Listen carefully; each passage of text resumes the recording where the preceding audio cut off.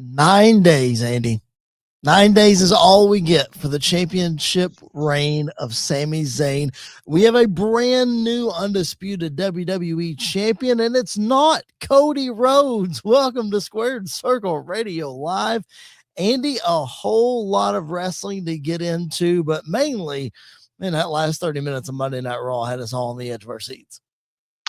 Yeah, I mean, it did. I think we said, because we didn't want to go over the spoilers for SmackDown last week when we were on the show.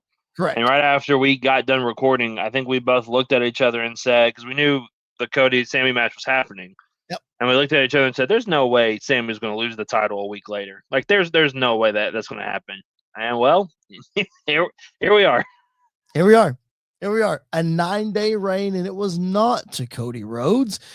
Let's break it down the way that Monday Night Raw started. Gunther attacked Cody Rhodes. He is not medically cleared to wrestle tonight. So in his place, the Second City Saint, the hometown boy, CM Punk returns and wins the WWE Championship from Sami Zayn.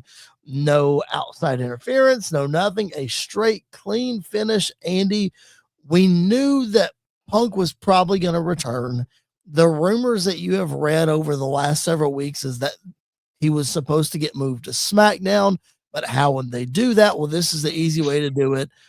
You got the Raw in Chicago, win the SmackDown Championship, boom, he's on SmackDown, and he gets a Chicago appearance. You as a CM Punk fan, happy, I'm sure, but as a Sami Zayn fan, I mean, what are we doing here, man? Yeah, it's a bittersweet moment for sure, because I mean, we talked about it when Punk lost the title at Mania.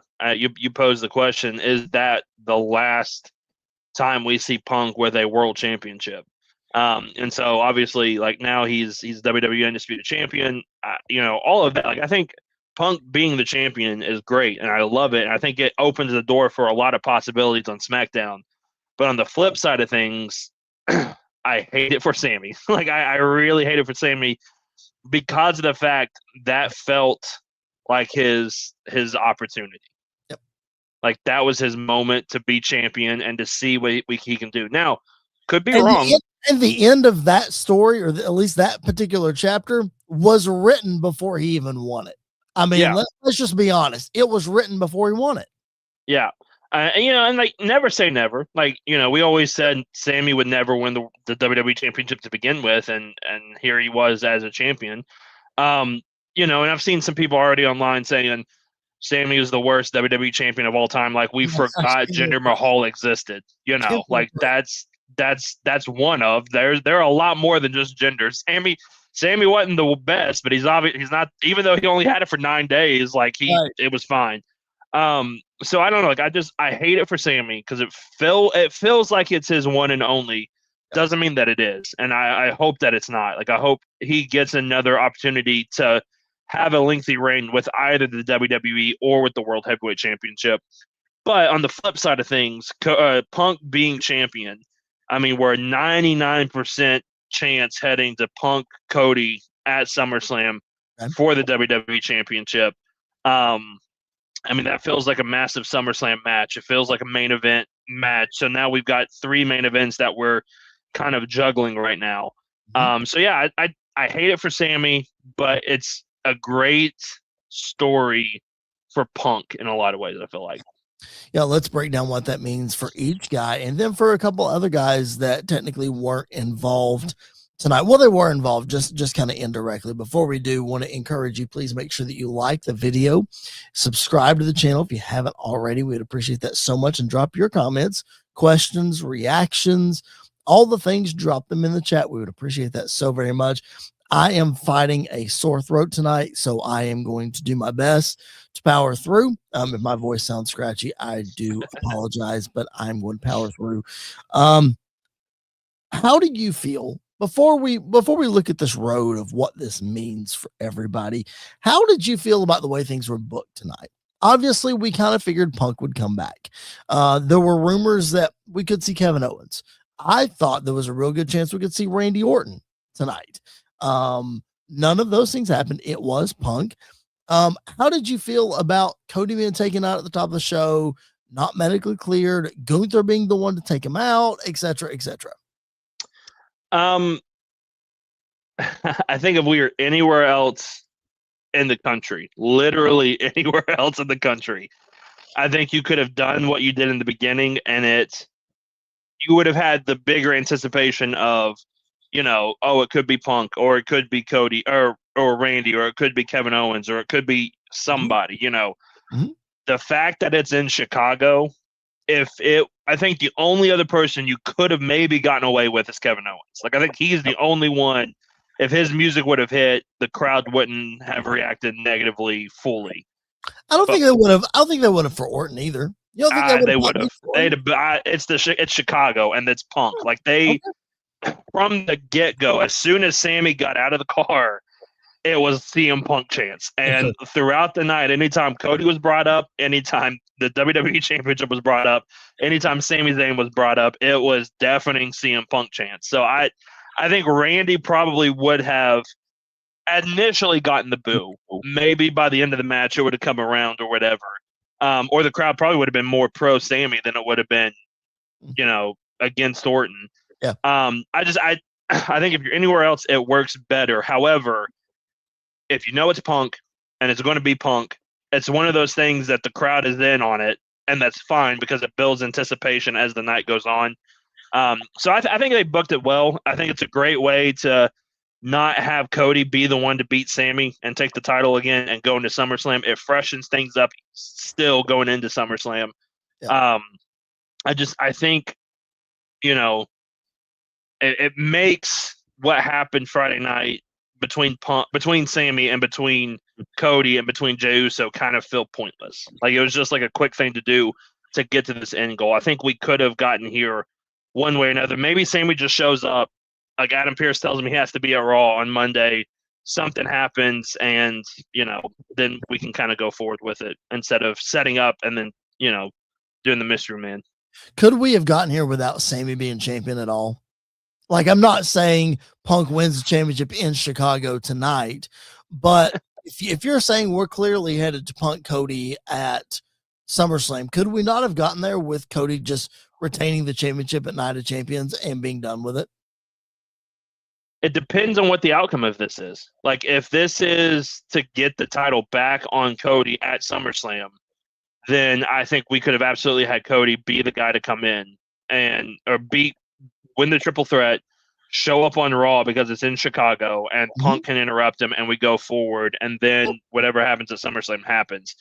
But if you want to throw in the intrigue and you want to make it unpredictable and you want to have that moment, like, I think getting the moment of Sami winning is worth what we got for the last week. That was going to be my next question. Is it worth it?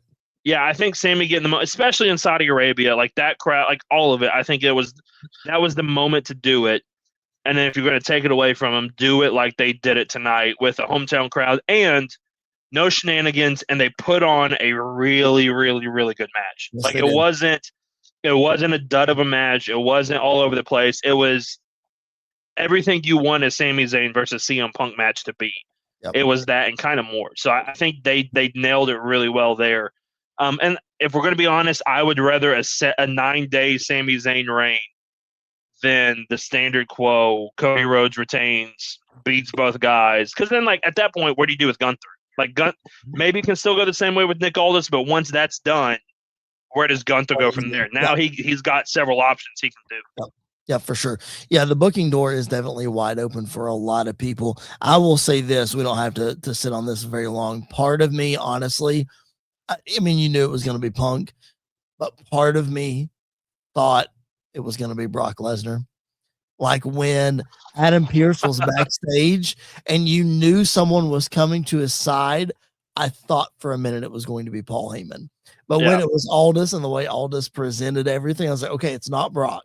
But I still, for a minute, because we talked about this, man, about Sami was going to fall victim to Brock Lesnar, and that's how they get the title over Femi, et cetera, et cetera. It was a very strong possibility tonight, that's for sure. That was, in my head, that was worst case scenario. Because I think if Brock's music would have hit and the fans realized what was happening, it would not have been Great. Plus, also notice when there was like 30 minutes left in the show, Brock ain't wrestling. Brock Ain't going for 30. Brock ain't going for 30 minutes. That's for sure. All right. Again, if you're live with us in the YouTube chat, drop those comments and drop those questions. We'd appreciate that as we talk about a championship opportunity just falling from the sky, Andy, and it lands in the lap of CM Punk, your new undisputed WWE champion. Let's figure out what SummerSlam now looks like. You're saying we're obviously going to Cody Punk. I don't know because of where Gunther is in this. Like, this leaves the door open, obviously, for Cody Gunther one-on-one at SummerSlam. You can also address that down the road if you need to, if Cody challenges Punk unsuccessfully at SummerSlam. This kind of makes me, I don't know, it kind of makes me uneasy that we might not be getting the Nick Aldis match that we all are hoping and dreaming of. With this happening like this makes me think that match with Gunther might not happen with Aldis. I would feel a little more uneasy if Gunther didn't once again call him a failed wrestler. Yeah, you can't go back from that. That's true. Like as he's being escorted out of the building and him and Aldis are face to face, he points his finger at him and said, just because you're a failed wrestler doesn't mean, like, he just kind of went down that route again. Yeah. So it seems like that is still a real possibility. Maybe not even a SummerSlam, like maybe a match that takes place somewhere else down the line. But I think Gunther's either going after Nick Aldis, or it could be Sami Gunther as well, because he confronted Sami again tonight and told him, you know, if Sami wins that championship, he better be looking around because Gunther's coming after him and going after him again. So Sami can make the argument, well, I knew what to prepare for Cody, but since you took him out and you cost me my championship. So I think there are ways that we can get to Gunther Sami at SummerSlam. In my mind, it's more likely that Sami may not have a match at SummerSlam. That was going to be my next question, is if we're looking at, if we do get the Gunther Aldis match and we do get the Cody Punk match, what do you do with a guy who literally just held the championship? I mean, there's a world where it's Cody Punk Sami for the WWE Championship at SummerSlam. I would hate that. But do you really want to have two pay-per-views back-to-back with triple threats for the WWE Championship with two guys that were already in that match? Yep. So I highly doubt we're going that route. If we are tying up Punk and Cody together, and we're tying up Gunther and Aldis together, I don't know where you fit Sami, because obviously you don't want to run him back with a U.S. title. Like, right. You need to give him a long break from that. A random one-off with somebody, but again, who would that person be? Yeah, for sure. Okay, so let's look at what SummerSlam. Let's just make some predictions. We're 4 weeks out.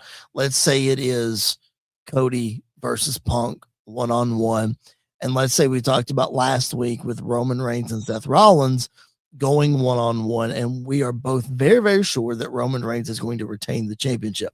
The next pay-per-view is Crown Jewel in September in Saudi Arabia, if I'm not mistaken. Somebody fact check me on that, but I'm pretty sure that's next. So we said a couple months ago that we thought for sure it was going to be Roman Cody 3 at Crown Jewel. Now that we had this classic at WrestleMania between Roman and CM Punk, Andy, I think there's a real good chance Cody does not defeat Punk at SummerSlam, and Punk keeps the championship, not just to go up against Roman Reigns again, but man, that's a cherry on top. Yeah, the more I think about it, I think both champions at SummerSlam are going to retain. Like, if any of them are going to lose their title, it's probably going to be Punk. And both of them changed last year, so it would make sense for them both to retain this year. And I think, not saying we don't need to see Roman Cody again, but if you ask me right now, if I wanted to see Roman versus Cody one more time, or if I wanted to see Roman versus Punk one more time, how fresh that WrestleMania 42 main event is and how amazing of a match it was, I think the story that they can tell going into that show is more compelling with it being Punk versus Roman, because I think there's a real possibility that we may be getting Roman versus Cody 3 at WrestleMania in Saudi Arabia. Like, I think that could be the line that we're heading to. Because before all of this, I was dead set that we're getting Cody Punk at WrestleMania 42.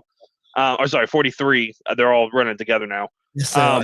We're getting we're getting Punk and Cody at 43.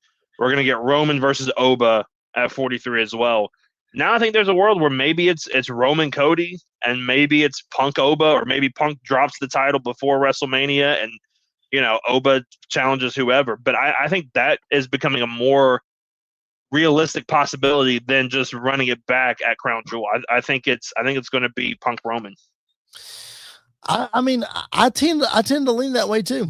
I would not have said that before tonight. Even if you would have said, hey, you got the opportunity to run Punk and Roman back at Crown Jewel, are you taking that? Are you taking Roman Cody? I would have still taken Roman Cody, but hearing you lay that out and seeing what happened tonight, again, not that I'm dissing Cody Rhodes or that I don't want to see Roman Cody 3. I just think that maybe you get Roman Punk again, but then you would think that Punk's going to win this time around. So then you create a rubber match between those two. When's that going to happen? That kind of thing. I'm with you. I think there's a real possibility, as you just talked through all that Obafemi goes after the WWE Championship, not the World Heavyweight Championship, even though he publicly called out Roman Reigns after WrestleMania 42. I think there's a good chance that, not that I want to see this match again, but that the world title gets back on Gunther from Punk, maybe, and then you get Gunther Oba at WrestleMania rather than Oba Roman Reigns. Because listen, as much as Obafemi is the future, and I'm not trying to diss Obafemi or go down an Obafemi rabbit hole or anything, as much as Obafemi is the future and he's going to be a star, and he's going to be a multi-time world champion and stack up the accolades on top of accolades, Andy, this version of Roman Reigns, the WWE is going to get as much juice out of this as they can. And I just don't think that involves him losing to Obafemi right now. Like, I know that you may be tired of the direction that it's going in. And we might need to see something new from him. I just don't think this version of him right now, I don't think they're ready to even say, okay, in 6 months, Obafemi's going to beat him, because Roman's as over as he's ever been, selling the most merch that he's ever sold. I'm not saying he's going to be world champion from now until Timbuktu like he was the first time around. I'm just saying, I think they want to squeeze as much juice out of this as they can. Yeah, I think they do too. But I think you also got to think about, in 10 years from now, which one of these two guys is going to be in the main event of WrestleMania, and who's going to be kicking around. There's a real possibility Roman still could be. Like, we saw The Rock take a decade and a half break and came back, and then took another break and then came back. So, like, it could happen. But if you're going to put your money on one of these two guys to be around longer over the next 10 years, it's probably going to be Oba. And so giving him that massive win over a guy like Roman, over somebody like Roman who is established, who they call the greatest of all time, the greatest WWE champion of all time, all of this, that really just sets him up for the next level. I honestly think, in their mind, with the way that they booked Oba from WrestleMania on, is they want Oba to have the greatest first year in WWE history. Right. And how does that start? Well, it starts by him beating Brock Lesnar at WrestleMania, and it ends a year later with him, potentially it ends a year later with him beating Roman Reigns for the World Heavyweight Championship and establishing him as the new top. Like, he is, forget your Cody Rhodes, forget your Roman Reigns, forget your CM Punks. Obafemi is here, and he's champion, and we're running with it now. So I think in their mind, at least with what we've seen booking wise so far, I think that's kind of the way that they're leaning and going. But that being said, him beating a Punk or him beating a Cody or him beating a Gunther is not the worst thing in the world either. Correct. I don't know how much longer this Roman Reigns thing is going to keep going, though. Like, You say he's the most over he's been, and his music hits, but like the segments he's in, the crowd seem as the segment goes on, they're they're getting farther and farther away versus the first Tribal Chief run or the first original Bloodline run. Sure. Like from beginning to end, the crowd was kind of in it. So I don't know. It's just this doesn't feel to me, and again, I could be a Roman Reigns hater. Call me whatever you want. That's fine. It doesn't feel like the best version of Roman. It doesn't to me. I think it's definitely still a work in progress. I think it's easy to be heel Roman Reigns, heel Tribal Chief, and trying to work out the kinks of the babyface version could take some time. So I'm with you there. It's certainly not all a bed of roses, but like you said, when that music hits, the aura of that man when he walks out is it's something else. It really is. But the breaking news of tonight is not Roman Reigns. He's coming back next week. We're going to talk about him and Seth Rollins next week.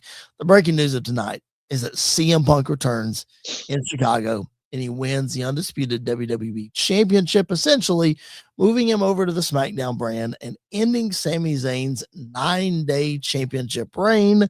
We'll see if he ever gets another one, but he can always still claim that he was champion. And trust me, Andy, this character that he's got going on, he ain't gonna let us forget that he was the champion, that he did pin Cody Rhodes in the center of the ring. Let's talk about a couple other things that happened on Monday Night Raw tonight. I appreciate you guys being tuned in live with us. Drop those comments and questions in the chat.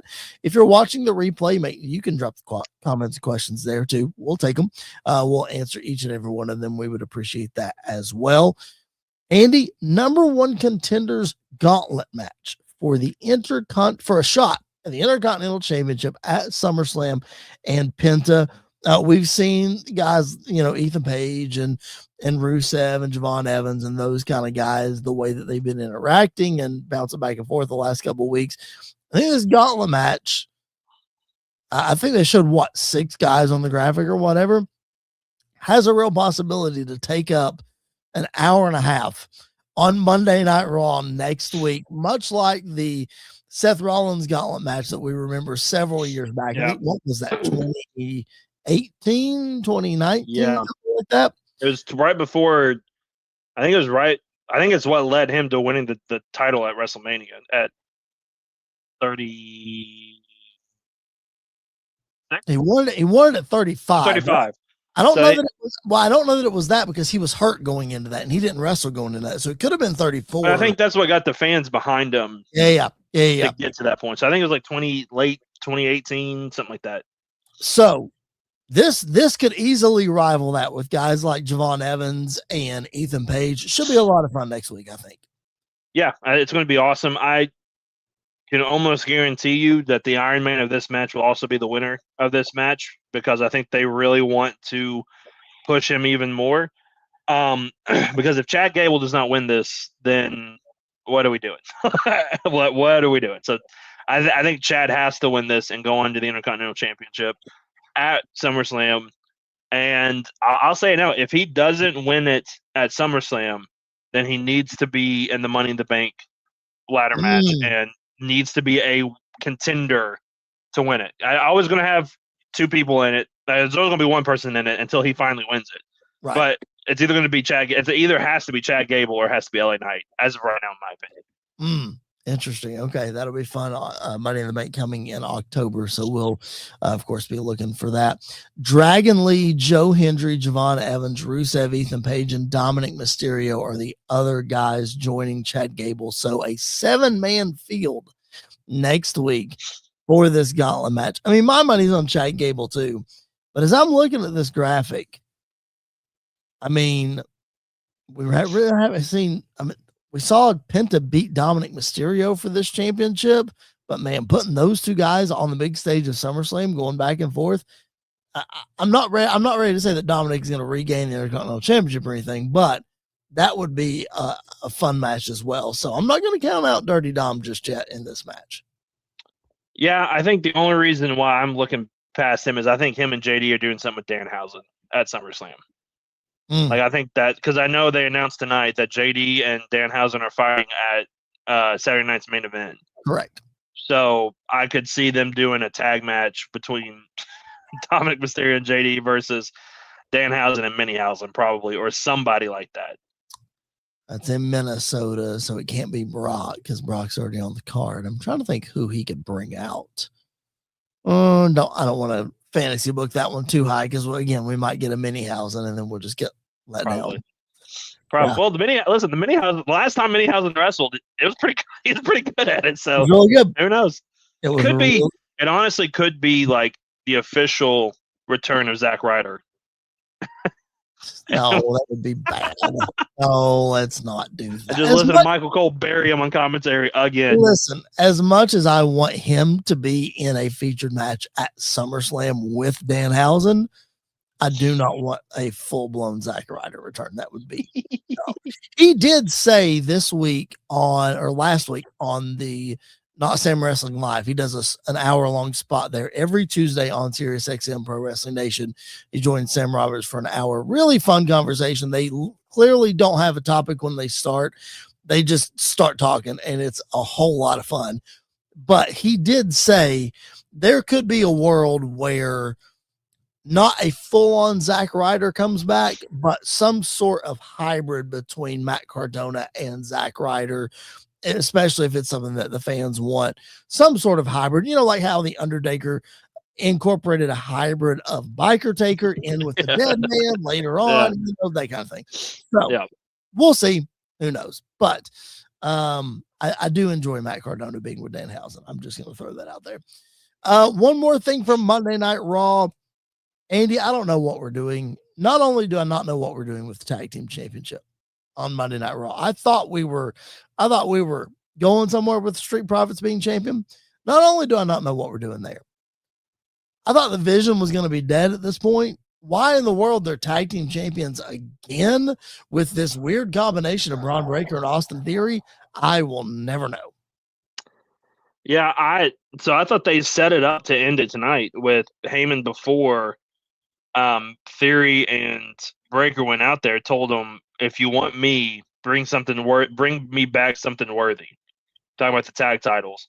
Yeah. And so in my mind, I was like, oh, they're going to lose. Heyman's going to be done with them. He's going to focus on Brock. And then after that, he can find somebody else, whatever. I don't know. I don't know what the fascination is to hold on to dead groups for as long as we possibly can, while simultaneously like breaking up popular groups at their peak. I don't get it. It's not that difficult. And the tag division is so bad right now. Like, it's so bad right now on both brands. It is horrible. Which makes Kofi and Xavier leaving even harder to swallow, and the fact that you released Motor City Machine Gun. Like, your tag division was not great, and then you released those two teams. Tommaso Ciampa walk as well.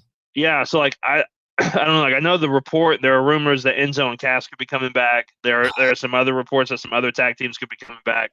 But like we need to do something to freshen up this tag division, because it is probably the worst I've seen in WWE in a long, long, long time.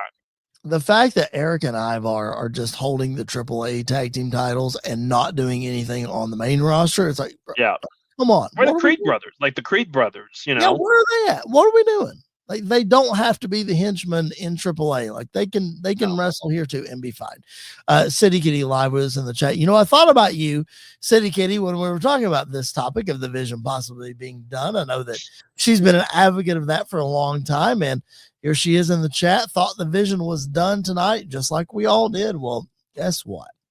Triple H has other ideas, and I just don't know what they are. The title or the header of one of our videos recently that I did by myself is some like the storylines that never end. Here we are.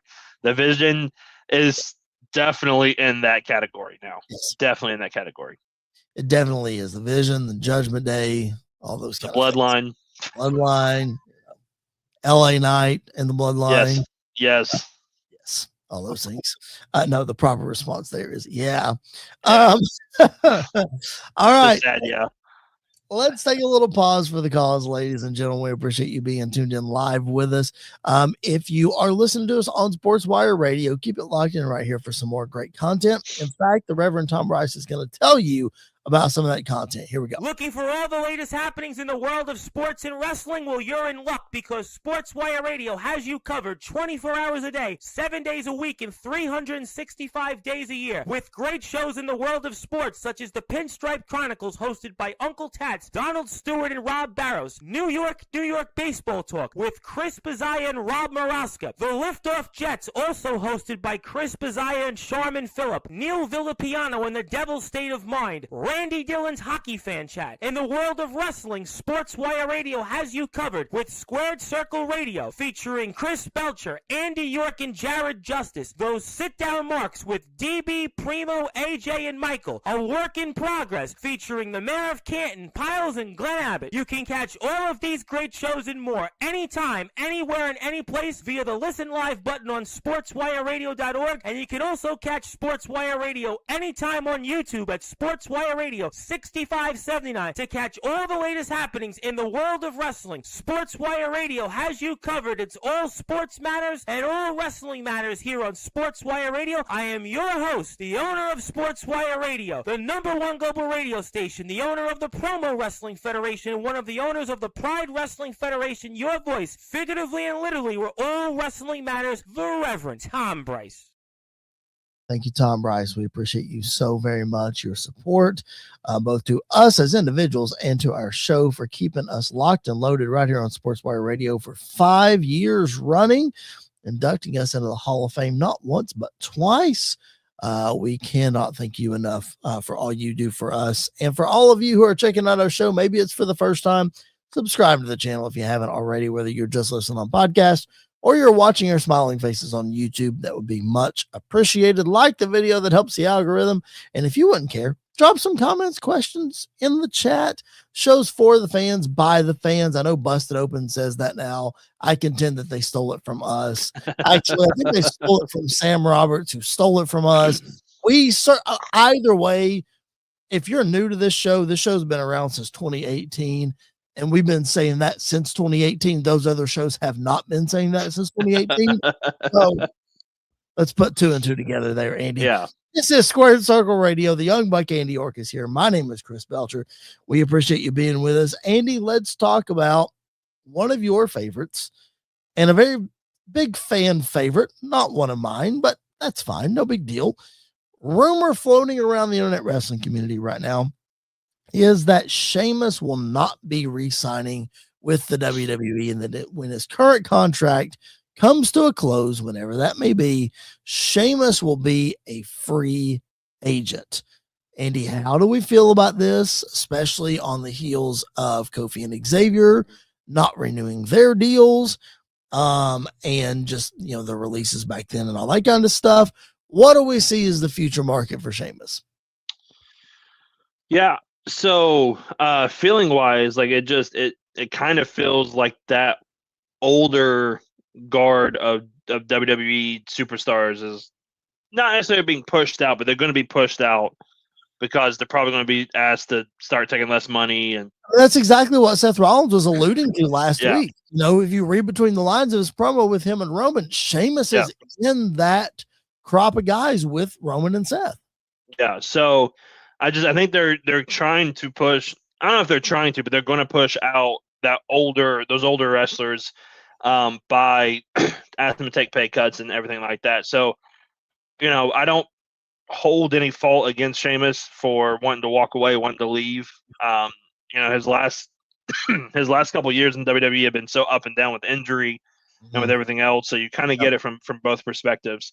I hate that he's going to be gone because I think Sheamus is one of those guys that you want to have a stiff match and you want to have a really good match. You put Sheamus in there with just about anybody, and it's going to have moments in it where you're taken aback and you go, "Oh, that looked rough. That looked very painful.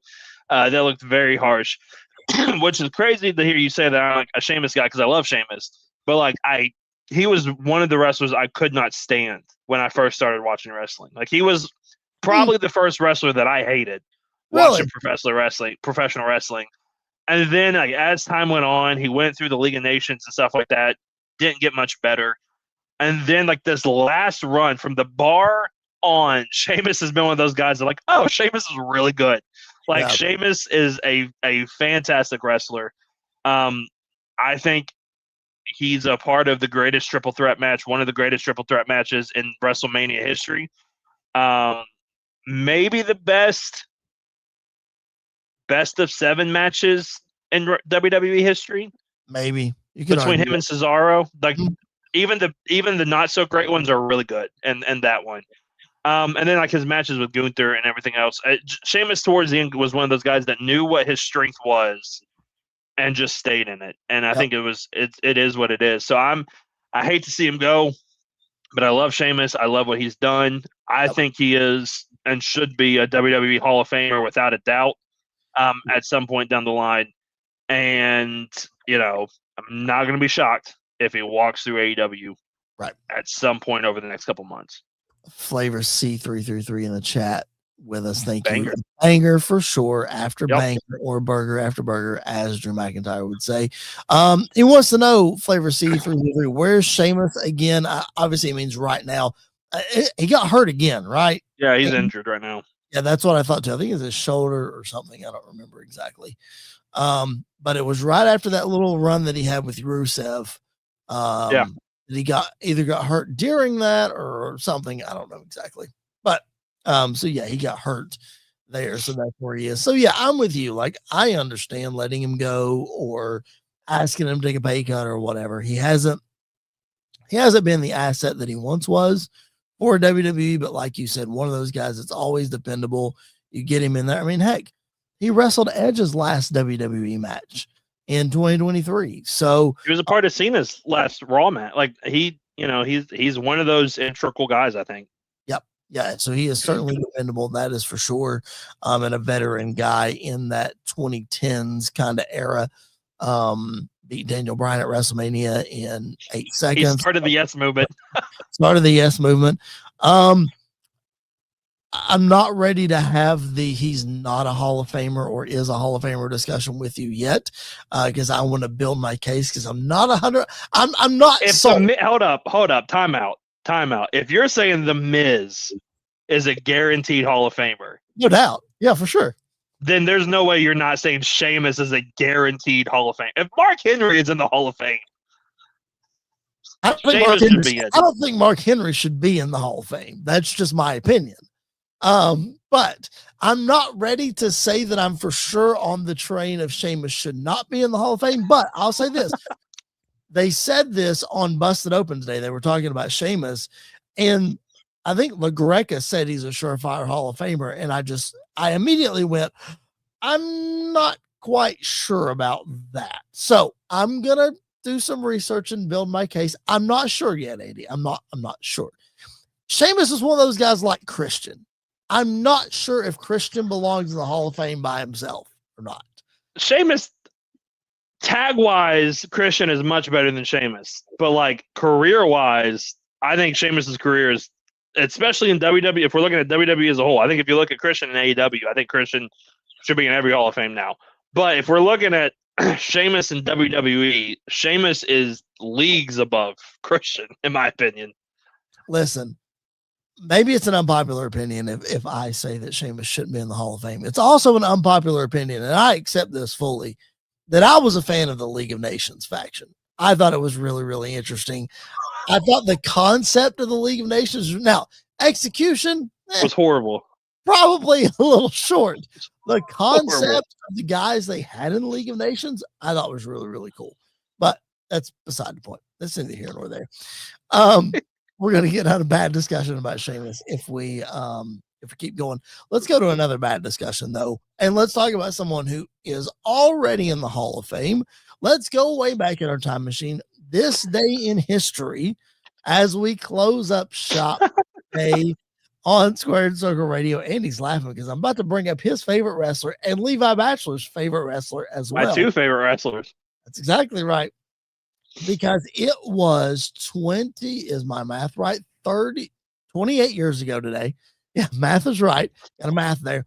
28 years ago today, July the 6th, 1998, in front of 41,000 fans in the Georgia Dome.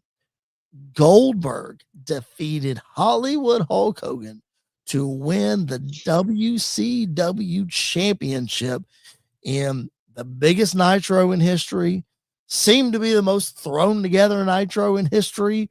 Goldberg wins the championship after also beating Scott Hall earlier in the night. This is one of those things, Andy, where we talk about when Brock Lesnar cares, we know. When Brock Lesnar puts people over, we know. And as much as we talk bad about Hulk Hogan putting people over, this is one guy that Hulk Hogan didn't care to put over one bit. He saw the dollar signs. He saw the slot machines turning up all dollar signs when it came to Bill Goldberg, put him over huge in the Georgia Dome. I know you were a wee little tyke, 1.5 years old when this match happened. I was. I remember watching it live. So there's that. But Goldberg in the WWE Hall of Fame, maybe not the greatest wrestler of all time, Andy's least favorite of all time, but a monumental moment 28 years ago today. Yeah, listen, this era of Goldberg, like, you go back and watch it and you understand why the fascination with Goldberg was so high through all those years when he was gone. And like everybody, he was one of those guys that anytime you talked about people coming back, Goldberg was one of those guys mentioned, is because of this. Like, Goldberg was lightning in a bottle for WCW, and it's one of the few things for the most part that they did right in building a superstar and building a megastar, no pun intended, for LA Knight in their company. Like, Goldberg became everything for WCW at that point. And so for him to not only win the title, but to beat a guy like Hogan in an era where Hogan didn't put anybody over ever. And so for Hogan, to do that, like, it shows how important Goldberg was for the company and how important that moment was for them. So it's hard to look at it and roll your eyes or be upset about it or whatever, because it is a career defining, company defining moment having Goldberg win that title.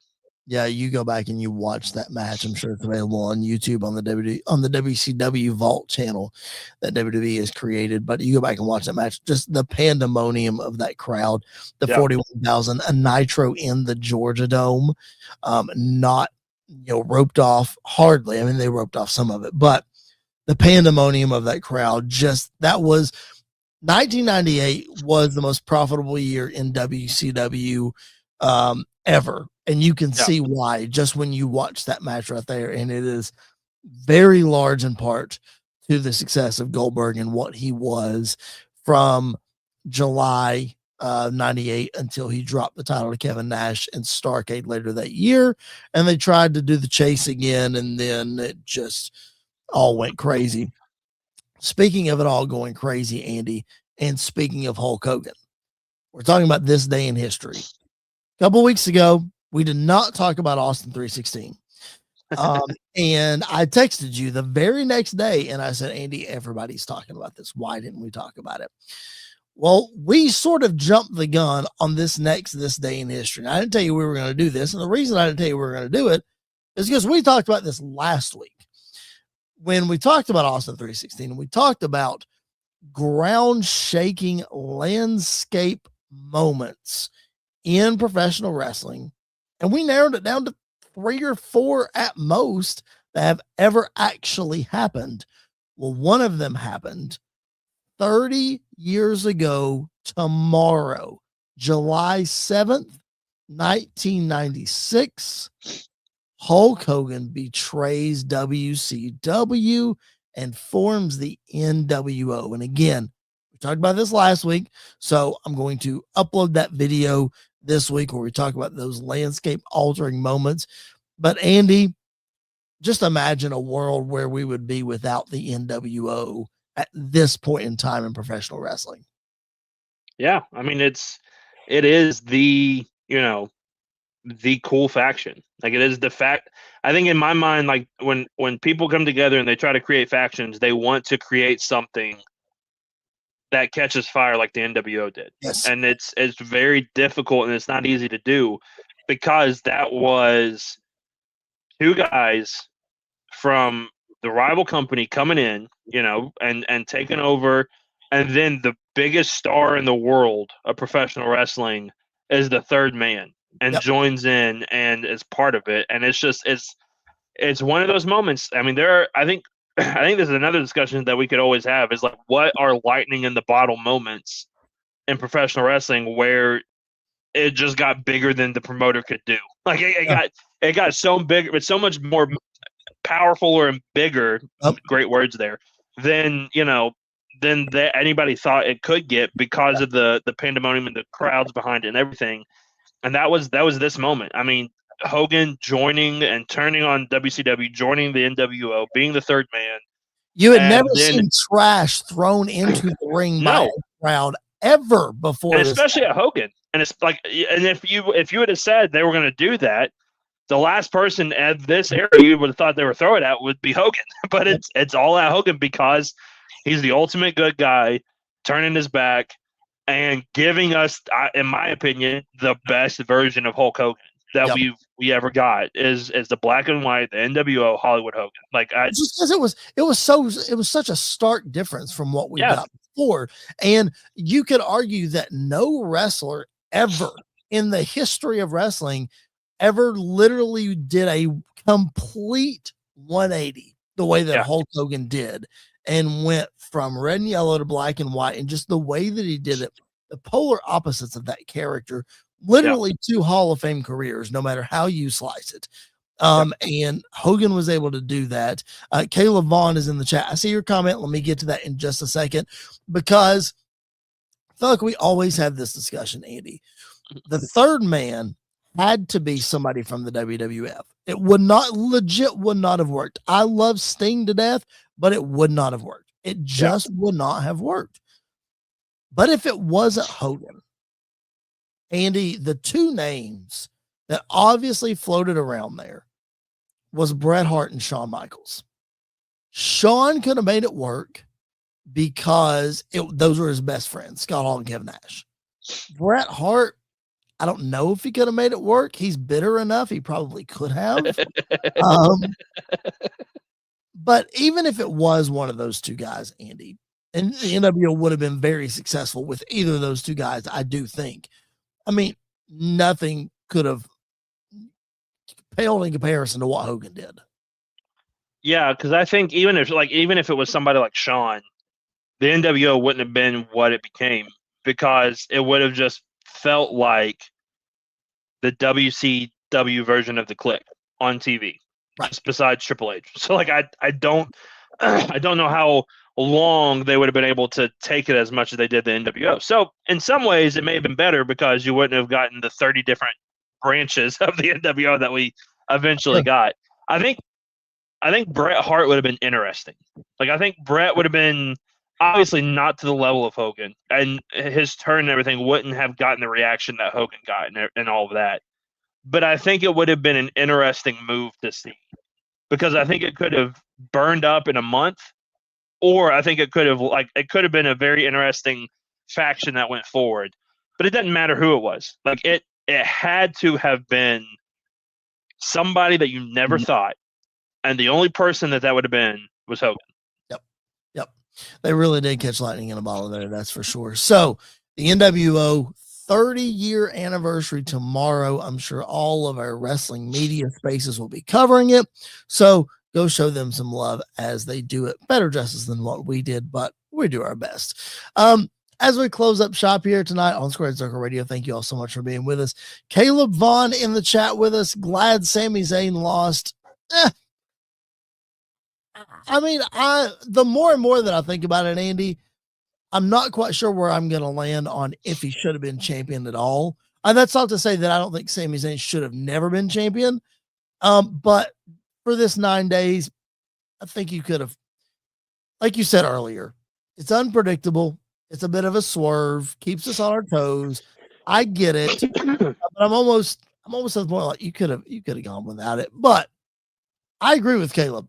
I'm glad Sami lost. Like, we're going into the media the media junkie or the media. What's the word I'm looking for here? The media Press junkets. Yes, press junkets. That's it. Thank you. Thank you. I was getting there. That's going to promote SummerSlam and all that kind of stuff. Like, as much as Sami Zayn is a great guy, like, you need a face like CM Punk to get in there to be able to do that, in my opinion. Yeah, I don't think the media stuff matters as much of the face that goes in, because there's a lot of ugly UFC guys that do a lot of promotion and stuff, and it does pretty well. That's true. I think more. I hated Sami lost, because I think it would have been interesting to see Sami Zayn with a lengthy title run and just see what would have happened. But if anybody was going to be the one to end his reign that quickly, it either had to have been Kevin Owens or Punk. And I'm glad we got what we got. I'm never going to complain about CM Punk being WWE champion. I mean, it's just he's my guy, so I'm never going to complain about it. But I do hope we get to see more from Sami Zayn with a world title at some point in his career. We'll have to see. Only time will tell. I'm not sure if we're going to get it or not. But you said the same thing about Punk. I did. It's not even 6 months later. Here we are.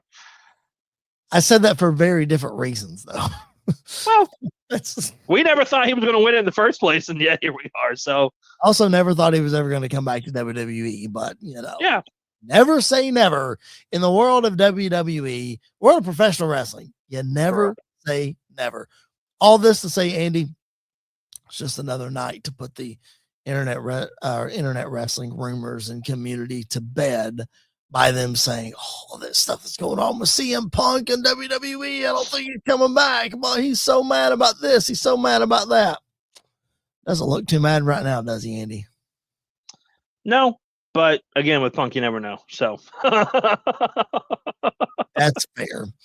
City Kitty in the chat right before we go out. Did I see Priest went to AAA? He and Truth are still tag champs. Yes, they are still tag champs. It looks like he's going to do some stuff in AAA, which I think is a great move for Damian Priest.